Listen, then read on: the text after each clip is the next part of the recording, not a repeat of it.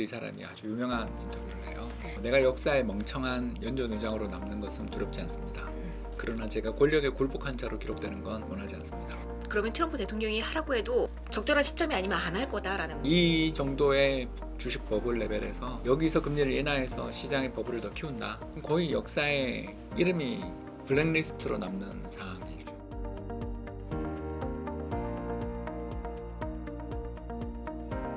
시장의 중요한 변곡점에는 이분의 조언이 꼭 필요할 것 같습니다. 빅터뷰 시간 오늘 준비했고요. 프리즘 투자자문 홍춘욱 대표 모셨습니다. 대표님 어서 오십시오. 네, 안녕하세요. 안녕하세요. 반갑습니다. 그러면 저희 가장 큰 틀부터 잡고 들어가 보도록 할게요. 시장에서 금리 이야기 많이 나와요. 미국 쪽에서의 반응을 보면 금리 인하 9월에는 뭐 한다라는 입장인 것 같고 B컷까지 이야기가 나오더라고요. 저라면 안 할 것 같습니다. 9월 금리 인하 없다로 보시는 걸까요? 아니요, 그 가능성이 낮다라고. 근데 시장에서 보면 90% 이상이잖아요. 예, 그게 근데 맨날 틀려요.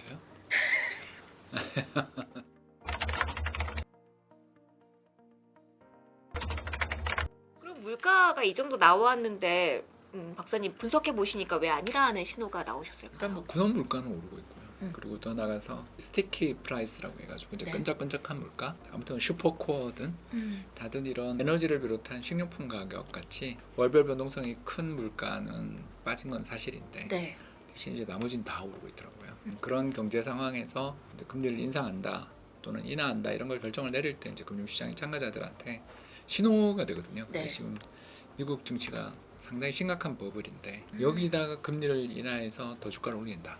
이제 나중에 역사의 죄인이 되는 시나리오가 있죠. 즉 더 나가서 트럼프가 계속 금리 인하라 그러고 이번에 윌리엄스나 뭐 이런 사람들이 전부 다 금리 인하를 외치면서 차기 연준 의장으로 줄을 서 있잖아요. 네. 예, 그런 걸 보면서 파월 의장이 배신감을 많이 느끼며 나라도 정신 똑바로 차리고 해야 되겠다라고 나올 수도 있지 않나. 그러니까 이게 옳다 그르다의 문제라기보다는 네. 제가 파월 의장이라면 저는 금리 인하 반대표를 던질 것 같습니다. 그러면 지난번 나온 7월 CPI 수치 자체에 대해서는 일단 그 근거로 이거 봐라 관세 불확실성 관세 때문에 안 된다라고 하는데 이 정도지 않느냐라는 게 지적사항이잖아요. 포함이 되었다고 보세요? 그게 이제 포함이 이미 되기 시작했죠. 그런데 그때 이제 7월에 왜 물가가 안정됐냐 하면 휘발유 물가가 11% 빠졌거든요. 미국의 그 7월 헤드라인 인플레, 그러니까 전체 다 물가를 합친 거는 0.2%가 나왔는데 이게 놀라운 일이잖아요. 그렇죠. 왜냐하면 국제유가 이렇게 빠졌는데도 오르다니. 사실은 마이너스가 났어야 되는 달인데 올랐다라는 건 이제 다르게 이야기하면 그것 빼고는 다 올랐다라는 뜻이거든요. 걱정했던 거에 비해서 휘발유가 많이 빠져줘서 정말 어떻게 보면 다행인데 그 다행임을 감안하더라도 근원 인플레는 안 빠진 거 보면 특히 요새 집세가 부동산 시장이 너무 안 좋거든요. 미국 부동산 네. 시장이 너무 안 좋아서 집세 물가가 빠지고 있는데도 이 정도라는 것은 뭔가 심각한 상황이 펼쳐지고 있는 거죠. 이래서 헤드라인 넘버만 딱 보면 안 되는 거네요, 박사님. 그렇죠. 근데 이제 뭐 헤드라인 넘버마저 올랐으면 이제 패닉이 왔을 텐데 네. 그나마 시장에 도움이 되는 지표가 나왔는데 그 지표를 보면서 이제 사상 최고치를 다 경신하고 있으니까 파월 의장 입장에서는 얘들 도대체 나를 뭘로 보는 거야 이렇게 생각할 수 있대요.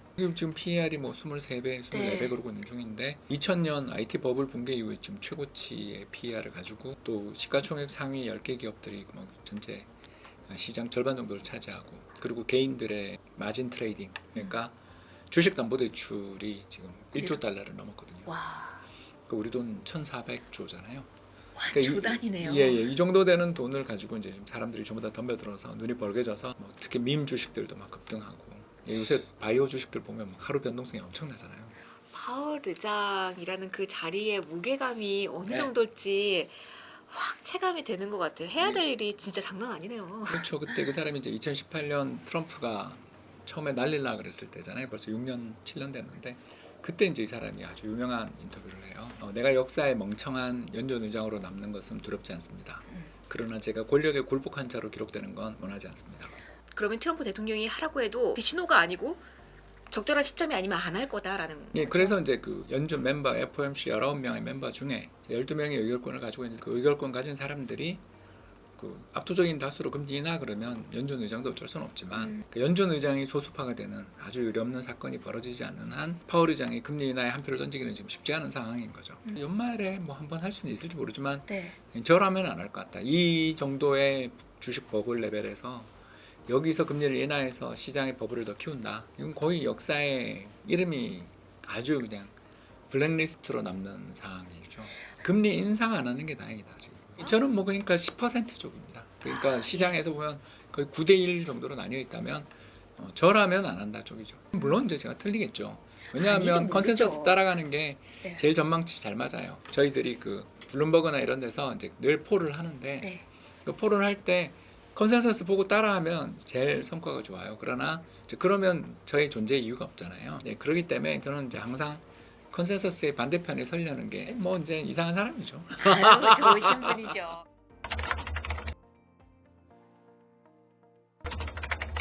그러면 한마디로 시장에 대해서는 주식 시장에 대해서는 지금 도망쳐인가요? 그건 이제 타이밍을 모르니까 우리가 왜냐하면 네. 이제 이 정도로 이 레버리지 투자가 급격히 증가하는 시기가 작년 11월에 있었어요. 그러니까 주식담보대출이. 네. 근데 이번에 6월에도 그렇게 늘더라고요. 그러니까 역사상 최대 규모의 레버리지 투자가 작년 11월에 있었고 올해 6월에 있었어요. 물론 그 사이에 이제 한 2천억 정도 털렸다가 다시 올라온 거죠. 그러니까 이런 걸 보면 이제 금융시장에 참가자들 주가가 좀 조정받으면 트럼프가 관세를 유예하거나 해서 우리를 살려줄 거고 또 미국 연준이 금리를 인하해서 우리를 살려줄 거야. 그러니까 전형적으로 이제 트럼프 풋 뭐 이런 걸 기대하면 베팅하는 거죠. 그러니까 칠면조의 비율을 우리가 할 수밖에 없는 거죠. 네. 칠면조가 한 2년 정도 큽니다. 그러면 700일 정도는 인간은 칠면조에게 천사죠. 계속 남들 옆에 있는 닭들이나 이런 애들이 치킨으로 전부 다 지금 튀겨지는 중에 칠면조만 그냥 계속 한 2년 동안 살을 찌우고 있잖아요. 그러다가 추수감사절 날 이제 칼을 들고 찾아오잖아요. 네. 그리고 이제 요리가 되겠죠, 그죠? 네. 그래서 2년이라는 짧은 생애에서 칠면조 입장에서는 주인은 천사였다가 마지막에 악마가 되거든요. 언제 칼을 들고 나올지는 우리는 모르죠. 아, 그 시점을 모른다. 그럼요. 그걸 어떻게 알아요? 누가 분명히 이제 칠면조의 머리를 비틀어 오겠지만 네. 이제 그게 이제 버블이 터지는 날인데 그건 언젠지를 알 수 없는 거죠. 왜냐면 그거를 이제 예측하는 게임이 있고 일종의 이제 저희들끼리 이제 컨피던스 게임이라고 네. 부르는 신뢰의 게임인데 그러니까 연준이 너무 시장의 신뢰를 얻어도 버블이 생기고 또 너무 신뢰를 잃어버리면 이게 이제 바스터드 아주 그냥 망나니가 되는 그 사이에서 이제 균형을 잡아야 되는 게 연준 의장의 책무거든요. 그래서 다음 연준 의장이 누가 될지 모르지만 그 사람은 이제 역사의 빨간 줄이 끄이는 그러니까 블랙리스트 정도를 넘어서서 파묘당하는 그런 사람이 되겠죠.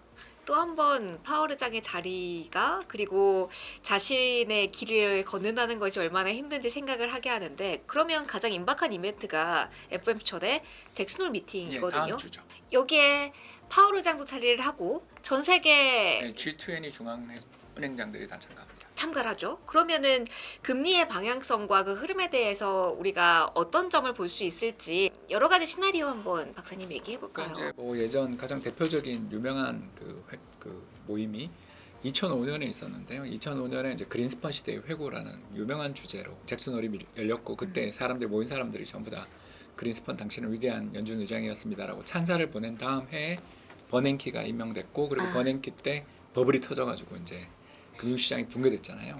그래도 나름 헬리콥터 밴이라는 예, 뭐 그 버냉키가 세계를 구제했죠. 그러나 버냉키조차도 일단 버블이 그렇게 위험한 상태라는 걸 잘 모르고 터진 다음에야 허둥댔다라는 거죠. 네, 그러니 이제 이번 파월 의장 입장에서는 앞에 선배가 죄송합니다만 얼굴에 똥칠을 했잖아요. 그때 뭐 전부 다 와가지고 이렇게 그 사람을 이렇게 칭송해주고 그 뒤에 그가 이제 무너지는 걸 봤지 않습니까? 네. 그렇기 때문에 이 사람은 그런 태도는 안 보일 가능성이 있지 않나 그래서 초를 치지 않을까. 아니, 그렇게 보는 쪽이죠 저는. 아니 초를 쳐야 한다 쪽이죠. 근데 이제 저는 뭐 틀릴 수 있으니까 방향은 상당히 위험하다인 거죠. 그러나 언제 터질지는 모르는 거죠. 언제일지 왜냐면 세 모르나? 가지나 네. 있어서 첫 번째가 트럼프가 정말 이번에 뭐 또 파월을 고발한다며요. 음. 그러니까 파월이 진짜 내년 초까지 5월인가요? 예, 그 이제 5월에 이제 새로운 연준 의장이 임명되니까 그 전에 이제 사임을 하시겠죠. 네. 이제 그러면 이제 내년 봄 정도에 끝나는데 아마 3월 FOMC가 마지막 FOMC가 되겠죠. 네. 그리고 왜냐면 5월에 FOMC가 있으니까. 네. 마지막 FOMC 전까지 이 사람이 물러나냐에 대해서 우리 아무도 모르고, 두 번째는 이 협박에 이 사람 나는 굴복하지 않을 거라고 믿는데 네. 굴복할 수도 있잖아요. 세 번째 걱정이 제가 또 틀릴 수 있는 거잖아요. 뭐냐면 인플레가 계속 날 줄 알았는데 유가가 막 50불 밑에 내려간다. 왜냐하면 유가는 위로도 130불이지만 아래로도 20불 갔던 전력이 있는 가격이잖아요. 그렇죠. 이 밴드가 그렇죠. 예, 그러니까 제가 살릴 수 있어요. 원유를 제외한 나머지 품목들의 가격은 다 오르지만 물가는 안정될 수도 있잖아요. 그러니까 우리가 상수만으로 계산하는 게 아니라 변수가 이렇게 그렇죠. 있으니까요. 그렇게 세 가지가 네. 있는데 제가 뭘 그렇게 맞출 수 있겠어요? 미래는 굉장히 열려 있는 그런 가능성들이 있는데 이런 여러 가지 일들 속에서 한두 가지만 미스가 나더라도 제가 틀리는 거고, 금리 동결 못하고 인하를 하게 되면 저 굉장히 강력한 버블이, 지금도 버블이지만 더 심한 버블이 온다라면 그 버블이라는 것은 1년 안에 터질지 다음 달에 터질지 모르니까 무서운 건데, 네. 그러니까 저는 해지를 걸자. 아. 예, 그래서 오늘 이 방송의 결론이 뭐냐면 금을 사자예요.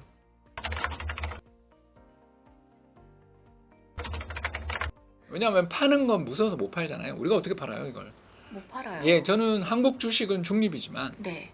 중립이라고 하시면 어떤 뭐 예를 들어서 이제 저희 포트폴리오에서 한국 주식 비중이 한 10% 되거든요. 많지 않네요. 그 국민연금을 카피해서 그래요. 아.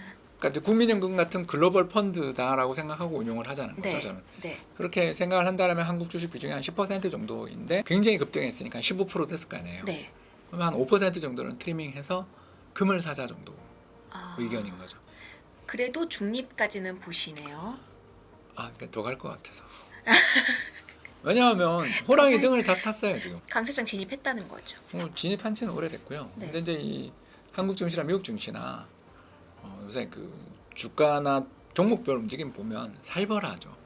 화장품 주식이 왜 그렇게 빠져야 되는지 저는 전혀 이해가 안 되거든요.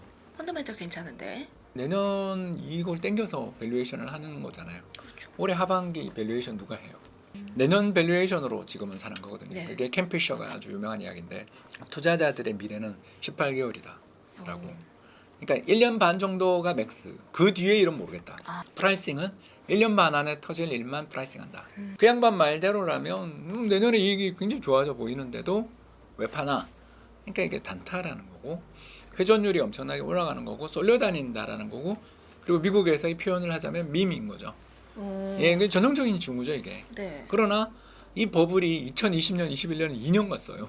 그러니까 우리는 알 수 없는 거죠. 이거 이상한데 위험한데 그러면서 내리라고 그러면 그 높았던 강세를 우리 다 놓치잖아요. 네. 그러니까 적어도 2020년 4월, 5월, 6월 정도는 먹었겠지만 그 다음부터 10월부터 그 다음에 봄까지 갔던 그 강렬한 6개월은 놓쳤을 거 아니에요. 네. 거기서도 한 1000포인트를 땡겼는데.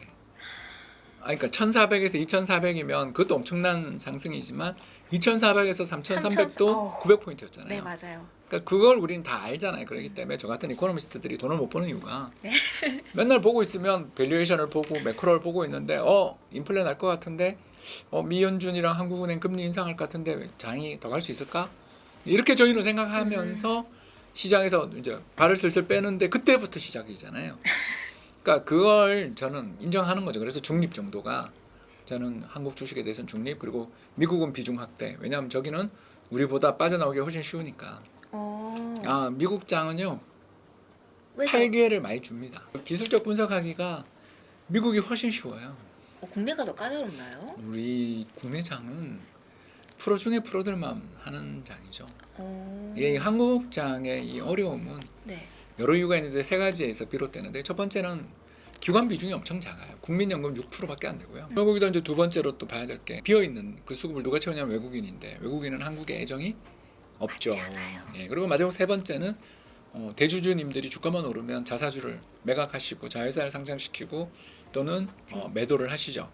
주가가 빠져야 증여를 합니다. 그러니까 그게 우리나라의 특성이잖아요. 네. 네, 그래서 주주 테러 경영이 일상화된 나라잖아요. 맞아요.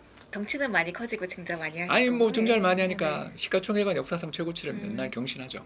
그게 다르군요. 그러니까 미국 장은 그 자사주를 매입해줘요.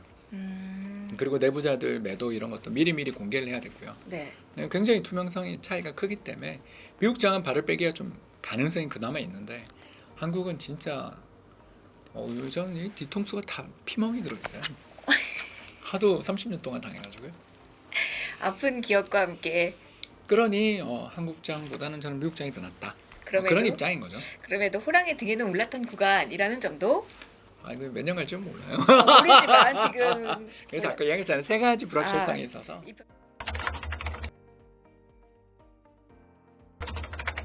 와, 그냥 너무 어려운 장이잖아요. 그럴 때 그냥 한국 주식 좀 그러니까 비중이 엄청 높아졌을 테니까 포트폴리오에서 네. 그거 좀 팔아서 금도 좀 사두자.